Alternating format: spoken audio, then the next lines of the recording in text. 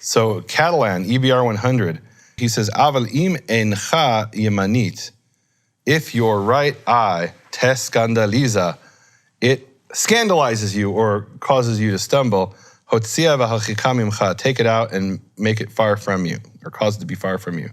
So what's interesting there is the word, is this word here in the second line, eincha. It was originally written with a yud after the nun, making it einecha, your eyes.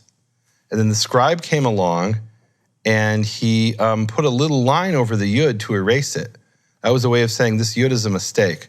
It's not the plural einecha, your eyes, it's eincha, your eye. And then just to bring home the point and make sure you knew to ignore that second yud, he added vowels, right? Because there's different vowels for your eyes versus your eye. Mm-hmm. So this is interesting. What's really interesting is that Shem Tov's Hebrew Matthew, in most manuscripts, has einecha in the plural, your eyes. Some of the manuscripts, they correct it and make it your eye, but most have your eyes, which is a mistake. And I have to wonder here if the Catalan didn't have access to Shem Tov's Hebrew Matthew and brought over this error from Shem Tov's Hebrew Matthew into the Catalan, and it was then corrected independently both in Shem Tov's Hebrew Matthew in some manuscripts and in the Catalan. When you say, I mean, is that real? Is that a legitimate?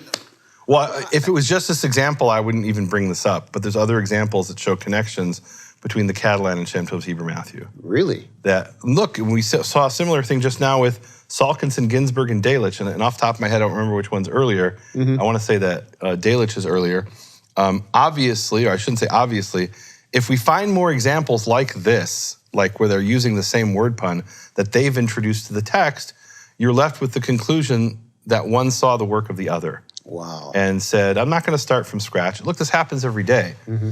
When they do the New Revised Standard Version, they don't start with a blank page. They start with the Revised Standard Version. Sure. And when they do the Revised Standard Version, they don't start with a blank page. Mm-hmm. They start with an earlier revision of the King James Version. Mm-hmm.